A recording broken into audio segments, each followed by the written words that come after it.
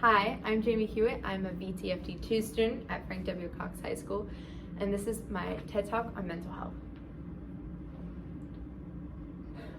So I'm in art class. I'm sitting next to my friend I've known since kindergarten. We've been friends for absolute years. Since kindergarten, that's a very long time. I'm sitting next to her and we're drawing these flowers, and I turn to her and I ask, can I borrow a Sharpie? Of course you can borrow a Sharpie, just go in my pencil pouch. Of course, go ahead. I walk over, I unzip the pencil pouch, but I don't see the Sharpie that I know that's in there. How can I see the Sharpie when there's this razor blade staring up at me? And all I can think is that she had told me she had stopped, but clearly she hadn't, because the evidence was staring right there. This blade right in front of me, my memory completely forgetting the Sharpie that I wanted. It's all I could see, all I could think about. And in my head, I didn't know what to do. I didn't feel like I could go to my teacher. I didn't feel like I could go to my guidance counselor. I didn't feel like I could go to anyone at my school, because I didn't think that anyone at my school could help me, that anyone at my school could help her. So I did the only thing that I thought I could do, and I took matters into my own hands. I took that razor blade and I threw it into the trash can. I told her parents about what I had saw and what had happened. But 2 weeks later, she ended up being at the CHKD hospital for attempted suicide. Students' mental health isn't getting better, it's getting worse. It's deteriorating, and this COVID-19 pandemic has not helped whatsoever. The APA reports that 81% of Gen Z, that's ages from 13 to 17, have experienced more intense stress during the COVID-19 pandemic than ever before in their life. That's 81%. Let that percentage sink in. That's 81% of our current adolescents feeling stress beyond comprehension than any other stress they've ever dealt with. Suicide attempts among teens have jumped to 31% in 2020. And then in another recent survey in 2021, 75% agreed that the current lockdown that they're in is worse than any of the other lockdowns that they have had before. Once again, showing that mental health isn't getting better, it's getting worse. COVID-19 is still making our mental health worse. And in that same survey, it said that 67% say that COVID-19 will have long-term effects on their mental health. These students are going to be in grad school still dealing with mental health issues because of COVID-19. They're going to be in job interviews still dealing with the effects of COVID-19 on their mental health.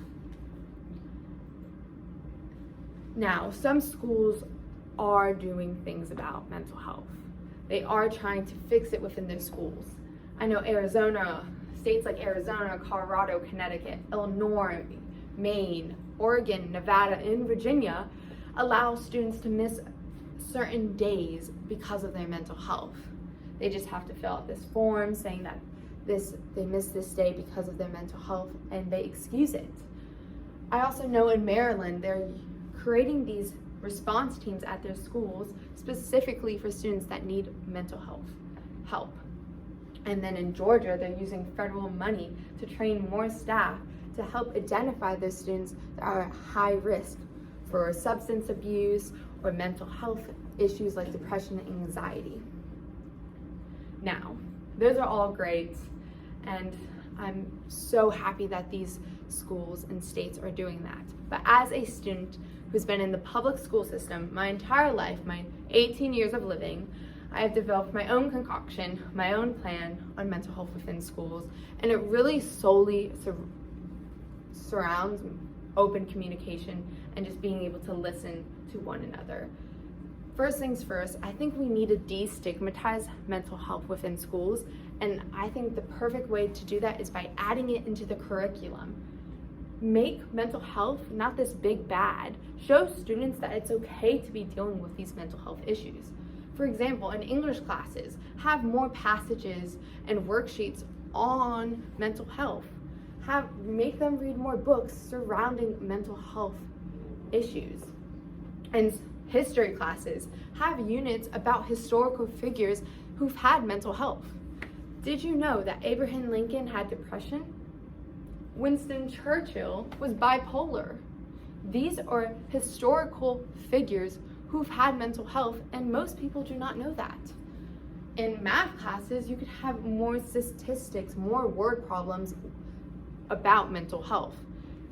We truly just need to have mental health within our curriculum so we can destigmatize it and just show that, hey, it's okay to have mental health, not just to have it in a random health class in one little unit and shove it to the side and call it a day.